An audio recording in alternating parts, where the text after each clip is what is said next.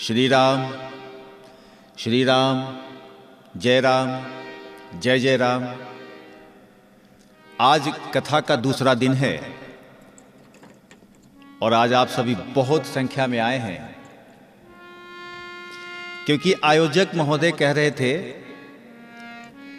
कि महाराज जी पता नहीं कथवा में भीड़ होगा कि नहीं, लेकिन हमने कहा कि पहला दिन भीड़ को बुलाना आपका काम है, दूसरे दिन भीड़ को बुलाना श्री राम जी का काम है। और आज जो यहां दिख रहा है, बहुत ही अधिक संख्या में आए हैं। माता बहनें अपना कीमती समय निकालकर इस कथा में आई हैं, यानी कुछ कुछ बात समझ में आ गई है। ये कथा जो है, समझिए क्या होता है, चलनी। जब 9 दिन का कथा बीतेगा ना, तो आपको पता चलेगा कि जो चलनी से चाल के जो अवशेष रह जाता है, तब अपने में समझ में आएगा कि हम में कहां कमी है। और ये जो है पूरा आपको फिल्टर कर देगा, समझने पे मजबूर कर देगा कि हमें किस चीज, अपने आप में किस चीज की सुधार की जरूरत है। तो चलिए आज दूसरे दिन की कथा आयोजक हमारे भाई मुन्ना मोहित जी हैं, जो ये कथा चल रही है। बहुत ही आनंद आ रहा है। और ये जो कथा की आप सभी रिकॉर्डिंग देख रहे हैं, ये रिकॉर्डिंग M4U स्टूडियो पटना के द्वारा किया जा रहा है, जिसके आयोजक बड़े भैया हमारे मनोज जी हैं। और बहुत ही कोमल और निर्मल इनका व्यवहार है। कभी आपको अगर मौका लगे, किसी प्रकार की रिकॉर्डिंग की जरूरत पड़े, तो आप पटना के इस स्टूडियो में अवश्य पधारें। जैसा उनका स्टूडियो है वैसा उनका विचार है। और इस कथा को जो आप देख पा रहे हैं, सुन पा रहे हैं, इसमें इनकी अहम भूमिका है। कहते हैं ना कि राम काज में जो भी जिस रूप से उपस्थित है, समझिए वो बड़भागी है।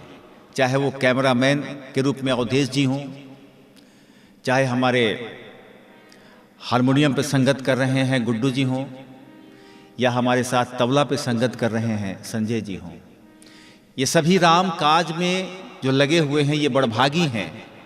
जब गरुड़ जी कथा सुनने के लिए गए काकभुसुंडी जी के पास, तो गरुड़ जी तो भाई महाराज थे, पक्षियों के राजा थे। काकभुसुंडी जी ने उनका बहुत आदर किया। और जब जैसे ही गरुड़ जी पहुंचते हैं उस दिव्य भवन के पास जहां राम कथा चल रही थी, उनका आधा संशय तो वहीं दूर हो गया था। क्योंकि कहते हैं ना कि जिस घर में, जिस स्थान पे कभी राम कथा हुआ है, या जिस स्थान पे हो रहा है, वो भवन और वह स्थान अपने आप में दिव्य बन जाता है। कोई बुरी शक्तियां उस भवन के ऊपर, उस घर के ऊपर अपनी दृष्टि नहीं डालती। तो इस राम कथा में जो भी जहां हैं, बैठे हुए हैं, एक बार सभी को सादर जय सिया राम।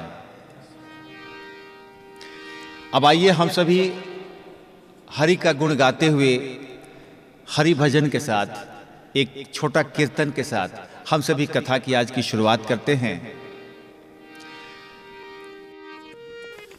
श्री राम जय राम, जय जय राम। श्री राम जय राम, जय जय राम। श्री राम जय राम, जय जय राम। श्री राम जय राम, जय जय राम।